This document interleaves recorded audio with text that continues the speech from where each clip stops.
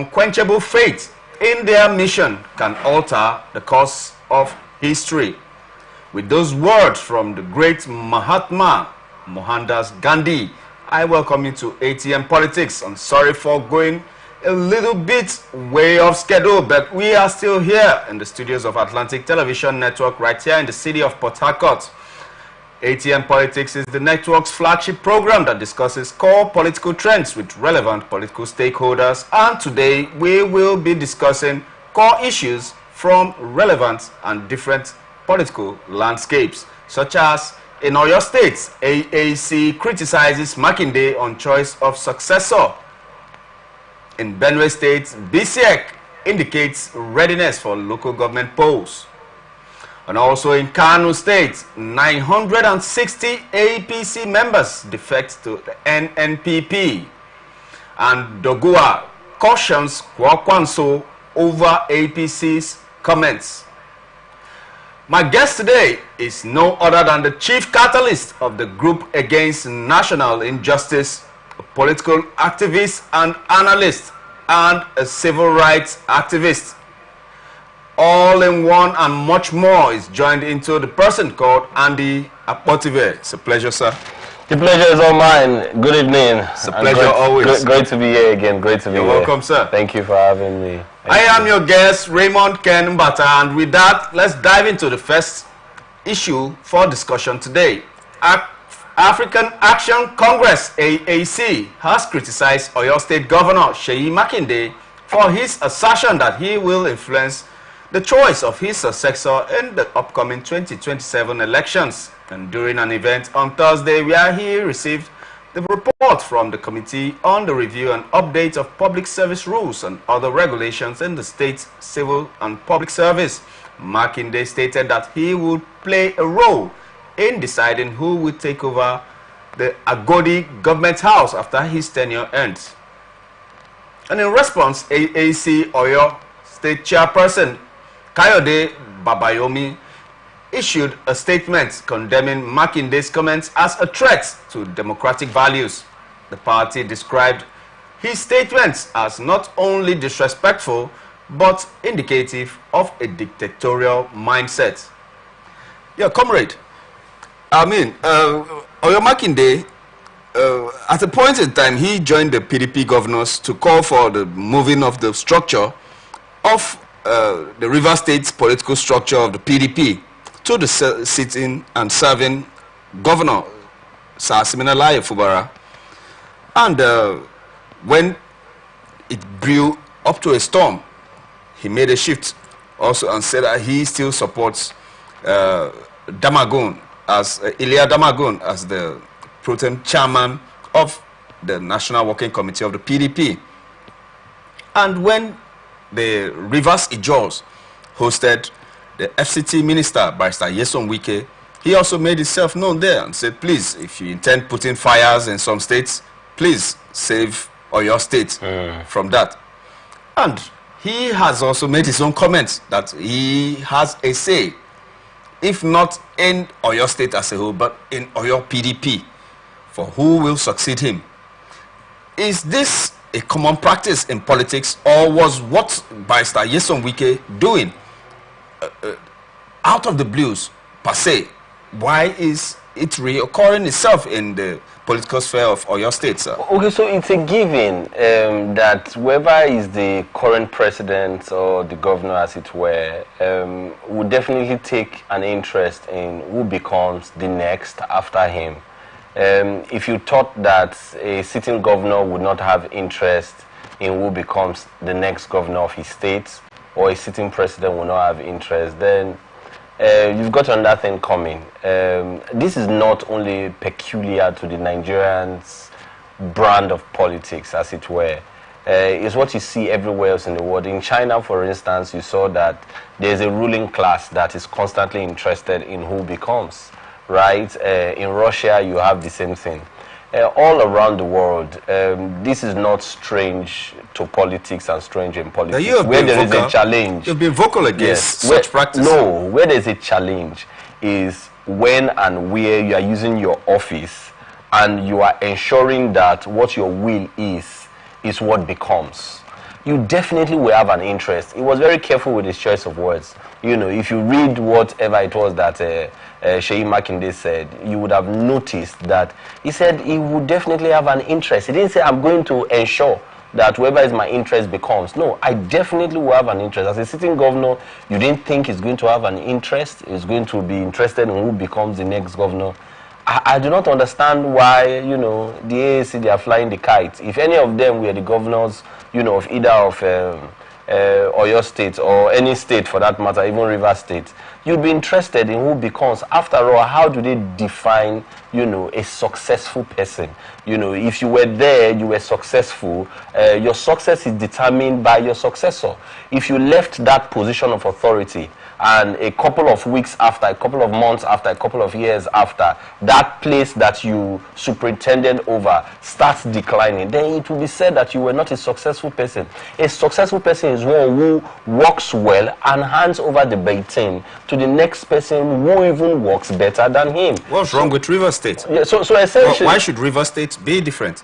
No, the River State is not different. We keep hearing your turn is over, you should leave the place and go away to the FCT. I mean, you don't have any say in River State. In determining who becomes, he had a say. But in fostering yourself and ensuring that the person, after he had become or after she had become, continues to dance only to the music that is played by you, would be awkward, right? Seyi Makinde has not said, I want to determine who becomes and have him under my tutelage and have him be a puppet, and I am the puppeteer, right? In practice, that's what it is. No, but that's not what he has said. It's just semantics. No, we must not. In practice, it's one and the same thing. We must not impute it. If he had said, for instance, that he would ensure, like you hear the way a couple of politicians will speak. You know, the last time I was there, you had heard about how the Speaker of the House of Assembly, or the Deputy Speaker, I think, had said that whether they liked it or not, Abia State was going to produce somebody of APC stock, right? Exactly. Those kinds of statements are statements that, you know, we are not happy about. We definitely want to shoot down as soon as you are making those statements. But for a person to say, a sitting governor to say, I would have an interest. Oh, okay. There's nothing wrong with having an interest. Let's look at River State. Yes. I mean, the governor, per se, well, it was touted that he didn't even buy the forms with his own money. He didn't even make any speech during the campaigns that we were trying to foster him as the governor of the state. I mean, he didn't have any stakeholders. He didn't have any pressure group, per se. He was just out of the woods. He was as green can be. And an astute politician stood in for him and bankrolled him and got stakeholders on his side and even fought his friends and made new enemies. And at the end of the day, almost 100% of the work that was put in to put him on seat was done by this personality. And we keep hearing the words to say, like, you should let him be. You don't have anything to do with him. No. So there's no comparing this with what was said by Seyi Makinde with the illustration that you are giving. Seyi Makinde has not said, I think maybe we can go back again and read it. You know, if you read the entire body of what he has said, he has not said he wants to be a wiki, he wants to be a godfather. He wants to ensure that wherever his decision is to becoming the next governor of your state, he would ensure that that person is within his umbrella and that person is dictated to, you know, like you are having in River State today. The challenge with River State was not that Wike had an interest in who was going to become the governor after him. No, that was not the challenge. Having done everything, having shown to us that this is your interest and done everything, whether legally or illegally, whether rightly or wrongly, to making that person become the next governor, it behoves you as someone who is a Democrat to stand aside and allow the person function. If you are going to even advise him, you advised him behind the scene, right? But what we see today in River State is not anything close to that, right? You have a former governor who is overbearing, you know, completely overbearing on the current governor, you know, insisting that specifics must be done, you know, in line with what he wanted. If you had seen how that everyone that was with the governor were nominated by him. There were people who he had handpicked and said, oh, Mr. Governor, you are going to have this person as a chief of staff. What was the pedigree? What was the pedigree per se of Governor Siminalayi? Regardless. So whether he had pedigree, political pedigree or not. If he didn't have a game plan, yes, and there is a game plan already set in place for him to follow up, at least for the first tenure per se. And in less than 100 days to the first tenure, there is a turnaround, and he now wants to do everything by himself. And there has been a lot that has been put in. We know the Nigerian political sphere. It's not cheap. It's not a walk in the park. It's not tales by moonlight. There is a lot that is put in. There's a lot that is at stake. Even for the past president, for the past governor, the former governor, if this present regime fails, he has a lot to lose. So it is in his best interest per se if this present dispensation performs better, because it will also rub off on him. And if they do not perform as better as what he planned for. So there's a limit to how you can push a person who has got his senses, who has got his emotions, who has got his inclinations, right? There's a limit to how you can push the person. The two but cases, at least you do agree. You do agree that there is tutelage in this business. No, absolutely. For you to have taught him right to be your successor, for you to have taught him right, you must have, believed in certain things about him. You must have believed that, oh, this person has got capacity in one way or the other. Whether that capacity was defined by you from a selfish prism or from a selfish pedestal is a different ballgame entirely. There are basics about the relationship between Wike and Governor Sim Fubara that are not known to the public. So we all are just making conjectures. We're just speculating. We're just saying, less than 100 days is fighting. We do not understand the details. Even those who would say to you that they are really very close to Wike, is the narrative that is sold to them by Wike that they are going to be talking about. Ditto with the narrative that is sold to Fubara's people, that the Fubara's people will be it's about Wike and Fubara. They both understand what went down, what is happening, why a person who had showed you loyalty for the last 15 to 20 years, because Fubara had been with Wike for the longest time you can think politically. The days when they were in local government, he was there with him. He had been with him. At the end of the day, the person who had been loyal to you. If you are a master, if you wanted to pick somebody who was going to be your successor, there were certain things that you use, certain criteria that you use to judge such. Otherwise, Wike would have picked a host of other people, right? Excuse me. He would have picked a host of other people. Yeah, he had a lot of friends. He had a maker work. He had the secretary to the government of the federation, the secretary to the government to his government, Tammy Danagugu. He had several other people that he could have picked, but there were certain things that he considered that made the stature, the personality of the current governor, to trump the others when he was going to make that decision. And he went for him. If you indeed went for him, I do not think that you should be overbearing, right? You should not be overbearing. Allow him to function. There are certain things you had said to him. Call him and let him function. In any case, it seemed like we are moving from the core conversation. If we are talking about Wike and Fubara, we can sit on that and talk about it. But regarding the statement as made by Seyi Makinde, I totally did not say anything wrong with it. Seyi Makinde, I said what everybody who is a politician who understands that success is not about you alone, it's also about your succession, it's about the person who is coming after you.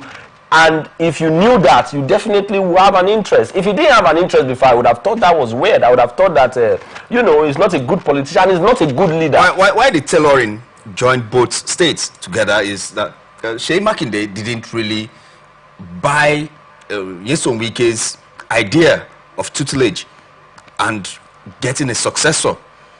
Up till now, we are just hearing this statement now. After he might have x-rayed, he didn't even tell he might have x-rayed the relationship that Simfu Bara has with. No. Maybe we should go over that story again. Yeah. No. If you permit, if you want to take notice of the specifics of what Sheyi Makinde said, he didn't say that he was going to ensure that wherever he wanted becomes the governor of. Do you believe that there is a new school of thought that determines that expounds that there has to be political tutelage for one that is going to inherit such an important office as the governor, as the president? What do you mean when you say political tutelage? Exactly. What do we mean? You want to teach somebody how to steal? Political tutelage, you want to still teach somebody how to... Yes, you want to teach somebody how to build structures. What exactly do you mean? One of the governors that performed, you know, creditably well in this dispensation since 1999 was a governor that was picked by the current president, Fashola. By my reckoning, Fashola was somebody who was coming, who you could say that was a political greenhorn. It was a neophyte in how political calculations are made in the times when Bola Tinubu was the governor. You had the likes of Gani Olarinwaju Solomon. You had, you know, a lot of other stronger political heavyweights, if you may, in Lagos State. Even you know, outside the political sphere, we also have the likes of Gani Fawemi and Femi Falana. Absolutely. Yes, and those tutelage. Yes, no, but guess what? When it was time to pick somebody, the current president, in the person of Bola Ahmed Tinubu, picked a Fashola, you know, and Fashola performed. To my reckoning, Fashola was the best governor Lagos State has had. We might call it godfatherism, but so when you say tutelage, who tutored him? You know, Fashola came and began to demonstrate capacity. That he learned under President Bola Ahmed Tinubu as governor. I keep saying this to you: if you stepped on a roach, what you found is not blood. You found the content of the cockroach, right? Anybody who is anybody. Yes, anybody who is anybody. No, it's not. Anybody who is anybody, you can tell of his capacity. Even I mean, Lagos State yes, is top-notch. Administration, top-notch. I mean, futuristic. Because there has still been a retention of the tutelage of when you say tutelage, what is the tutelage? Who did he tutor? Did he put anybody into the classroom to teach them anything? No. Let me tell you something. Lagos State was run by administrators. Administrators who are not necessarily politicians. Fashola is an administrator. Ambode is an administrator. Even the current governor is an administrator. They are not known, they are not career politicians. If you have ever been in Lagos State, I was in Lagos State, I was raised in Lagos State, and I can tell you the core politicians in Lagos State, the people who, if you said this is a politician, everybody understood that they are politicians. They understand the lingua of Nigerian politics. But Fashola was not one of such person. He was a very detached, distinct, and a different gentleman, unless and until recently when he messed up under, by my reckoning, under the President Muhammadu Buhari's administration, particularly when he went to do the CID thing at the Lekki toll gate, where he went to pick one camera and pick. That was for me what, you know, destroyed his political career. I used to love him a lot because when Fashola became the governor of Lagos State, a lot of things we thought were impossible. If you grew up in Lagos, you couldn't have thought that anybody would have been able to clear Oshodi, right? You couldn't have thought that. Oshodi was a terrible sight. If you wanted the traffic for people who were walking on their feet, not those who were driving in their vehicles, walking on their feet, they were held up in traffic for minutes, for hours, just to move from, you know, the Oshodi lane that is going towards Mushin, that lane. It was terrible. Fashola came, and you know, because he's an administrator, you saw how Fashola began to deconstruct a lot of those things that we thought were impossible and began to make them possible. It made Lagos State, you know, a livable city. There were flowers that was planting everywhere. These were the things that the so-called tutor could not do now. No. So when you say the tutor was the governor before Fashola came in. Okay, that's what I'm saying. Yes, if he was such a fantastic tutor, and he did, you know, if you are such a fantastic tutor, he did well. I mean, right? Where did Ambode come in? Ambode came in because he didn't want to kowtow to the president as an Olusegun Obasanjo. Not true. Not Yes, true. These yes. are the narratives that Yes. are. These are the narratives that are Yes. flying that are not necessarily correct, right? No, no, They are narrative not because Ambode was. Well, you not, might have your opinion. no, concerning this no. event, These are the but- narratives that are not wrong. What you had that are not right rather. What you had with Bola Ahmed Tinubu and Ambode was a political squabble. It didn't have anything to do with administration. No, it but didn't have anything to do with Ambode's, Ambode's skill or as an accountant, astuteness in just administering that just space as of Lagos in State. Sim Fubara, Yes. they were accountants that managed the funds and brought up the IGR to where it is at now.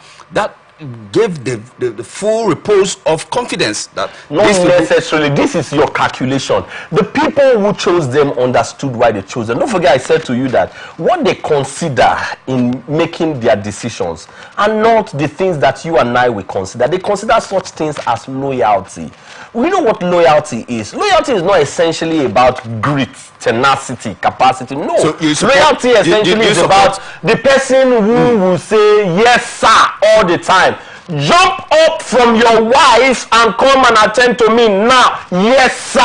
I want you now to go and have a broadcast and say I'm the best governor. Yes sir. That's exactly some of you're the in tune things with you're that in are tune with the used. military. You're in tune with the military 100%. The loyalty. No, so Yes. the military is different. Yes, and You know that's why why there is- if you that's did why not there is- if you did not have loyalty in the military, you would not be able to carry out orders. Definitely. Orders are and orders given. are made to be able to effect the particular administration and to be able to achieve a particular goal. And without following orders from the direct source, from where the orders are coming from, you begin to see a dislocation of policies, you begin to see a dislocation of goals and dreams, and the final dream might not be achieved. So the structure of the military is such that you ought to follow orders. So as it is in But the that's political not, parties. let me tell you the difference. In the political In parties, political parties are different from when They you are have the not vehicle. been when you have not been handed No, the but power. You can't be to handed the become- power without passing through political parties. I agree. Yes, I so agree. you cannot extricate them from the day that. you become the governor, Yeah.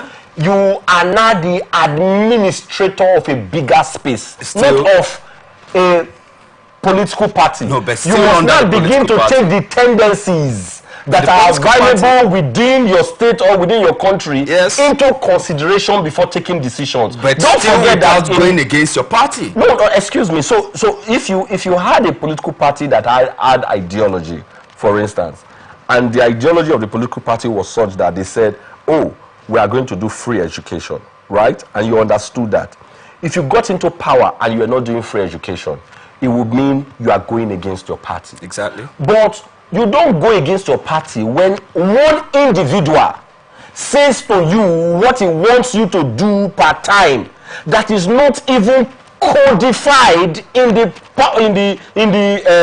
the constitution of the party or in the manifesto of the party. An individual is saying to you, this is exactly what I want you to do, this is when I want you to do it, this is how I want you to do it. It's different from the military that before those tactics are established, there are different heads in the military that come together to establish those tactics that they then cascade or communicate down to the people who are below them. Those people have no other option but to respect the order, because this order is coming from, somewhere where they had thought about it thoroughly. They had, analyzed the protocols for the war thoroughly, and they are handing it over. If you didn't want to do that, then you didn't join the military. No, but I still believe, anyway, I believe that we need more time to be able to lengthen out this and spread it out, because I believe that we have almost the same, we are getting close to the same thoughts, but maybe it is the path that we are taking. No, we can't be getting towards the same thing. I am saying once you become a governor, just a moment. Let's go to the next story. I believe that in subsequent time we'll deal with this thoroughly. I believe. Just have faith in me on that. It's all right. Please. It's all right. All right. Okay. Now, the Benue State Independent Electoral Commission (BSEC) has expressed its readiness to conduct local government elections slated for Saturday. BSEC Information Officer Mrs. Mavis Toyem made this declaration in an interview with the News Agency of Nigeria on Friday in Makurdi. Toyem said that the non-sensitive materials were distributed on Tuesday to all 23 local government areas, and sensitive materials will be distributed on Friday. Chairman of the commission held a series of meetings with security agencies to ensure tight security, especially in areas considered flashpoints, were properly taken care of. And she added that the move is to ensure that there is peace and security of lives and properties. All right, I brought up this story because I believe that it has the same juxtaposition with what we are passing through in River State here. Benue State is ready for their local government elections. Do you think River State is going to have an election tomorrow? Very important question. But if we wanted to answer that before answering the Benue State condition, we should say the circumstances in Benue State, you know, they are different from what you have in River State. You do not have gladiators of almost equal capacity fighting for certain interests or structures in Benue State. Is elections going to hold in River State? But no, I'm coming there. I'm coming there. As it stands, if I should answer that question directly, I would say to you that it looks as though elections would hold, but it will be pretty difficult. Let me even answer it directly. There would be elections in River State. However, the elections will fall short of the askings of what elections should be. You would have open display of violence because the gladiators will want to show to the opponent that they are stronger, they are better, and they have got a tighter connection. There would be elections. There would be elections. However, the elections will fall short of what a credible, a free, and all-inclusive election should be.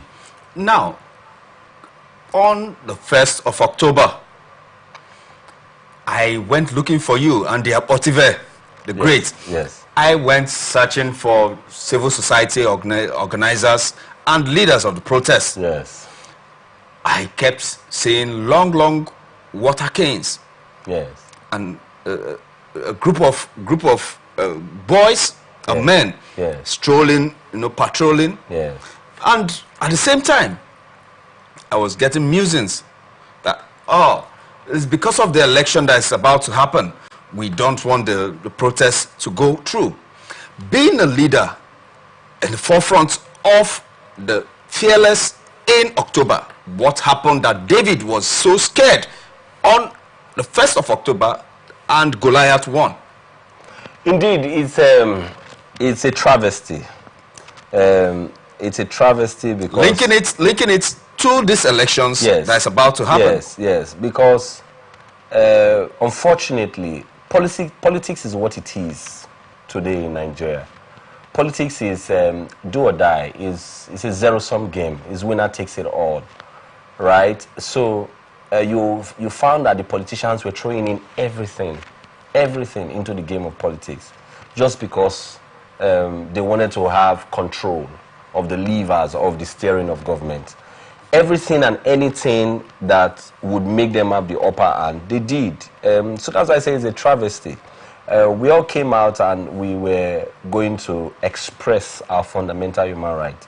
And we saw the display of evil, if you may, in a manner of speaking, by state agents and agencies against peaceful protesters. In any case, that word is, for me, a tautology, because if you are protesting, you are peaceful.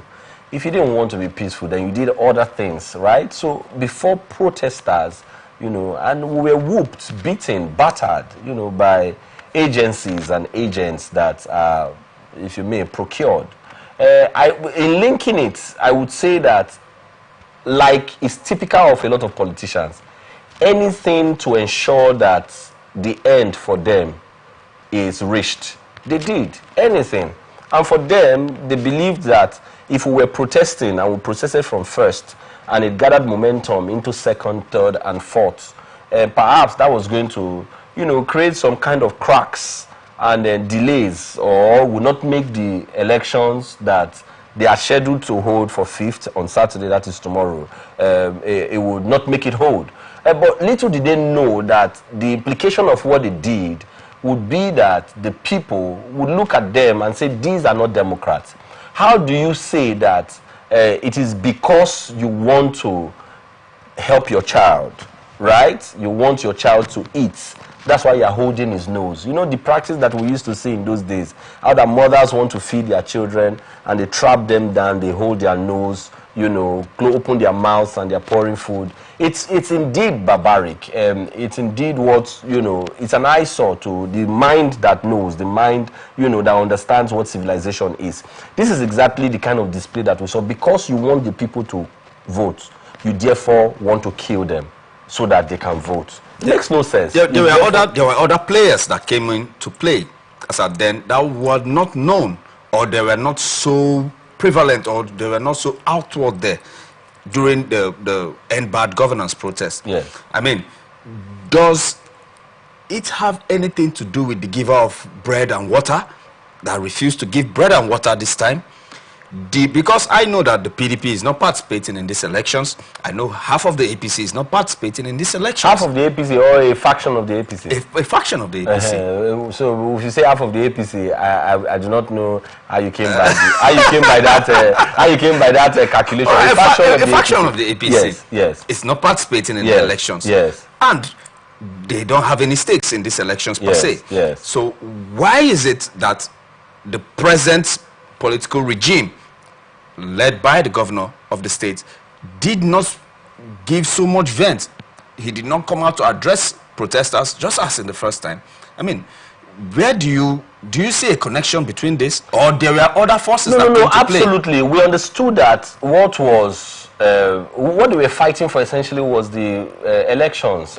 So they had imagined that we were already procured by the opposition and by the Wike camp, to destabilize the system. And you were? So that, I have said this to you severally, I'm too big to be procured. And I say this with all sense of humility.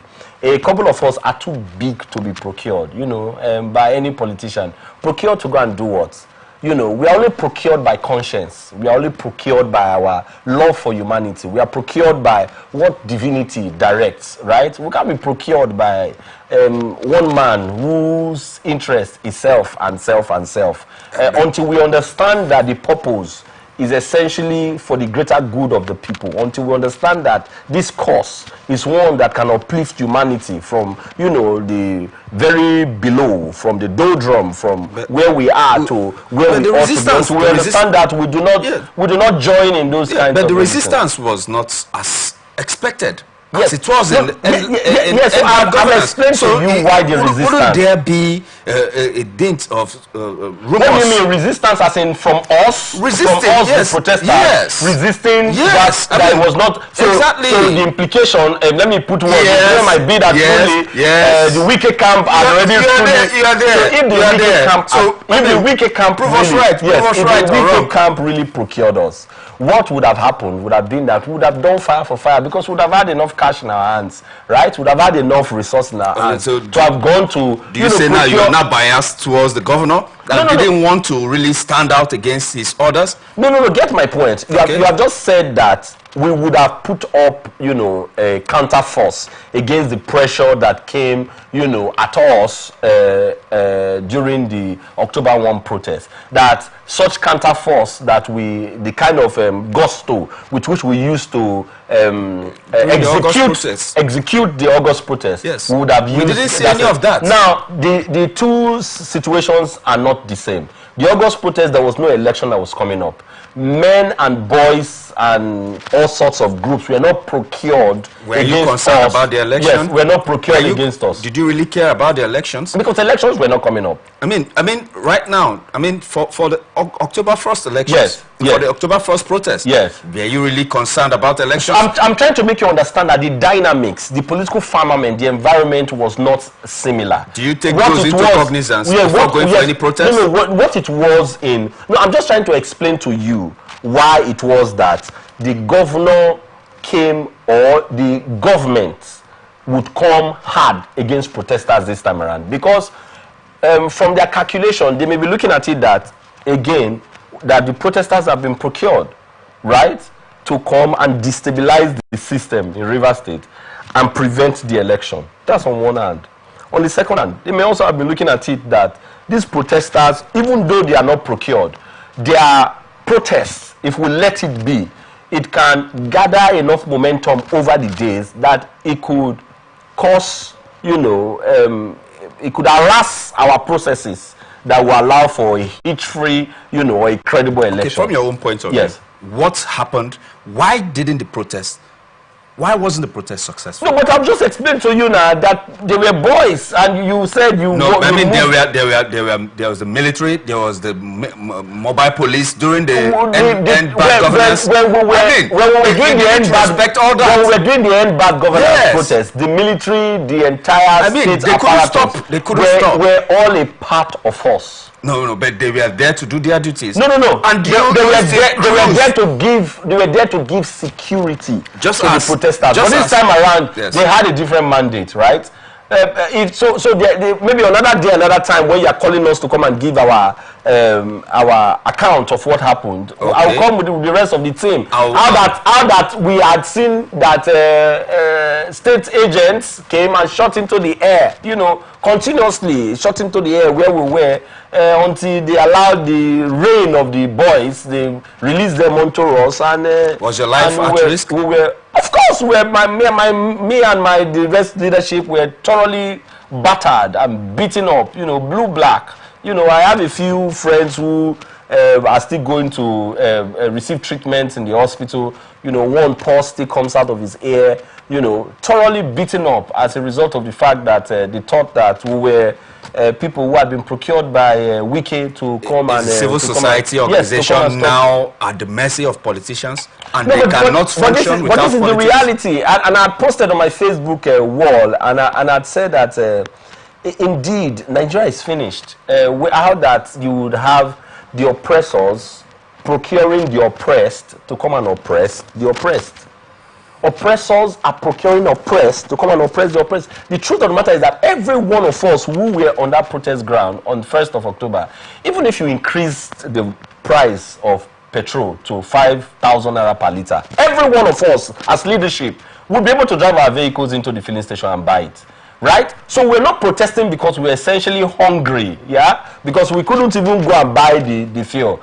Right? We're protesting for the people who are unable to buy the fuel. We're protesting for Nigerians. We're protesting to call the attention of the government to the challenges, you know, that the vast majority of Nigerians are going through. We're protesting so that we can have good governance. We're protesting so that government can recalibrate, you know, for the good of people, or the people who were procured. Some of them who were given handouts and a few thousands here and there are going to live there, and the 1,000, 20,000, 25,000 that we were given, they won't even be able to take it home, because by the time they are going home, they would have to encounter, you know, a few transportation system that would take more than they are required to pay, because they increased the petroleum price from what it was to about 1,000 to 1,300 naira. So we are saying that the people who were procured are people who are also oppressed. Whether you say it's the people who are the police officers, the DSS officers, they have got family members, they've got friends, they have got children that they are going to send to schools. The schools keep increasing,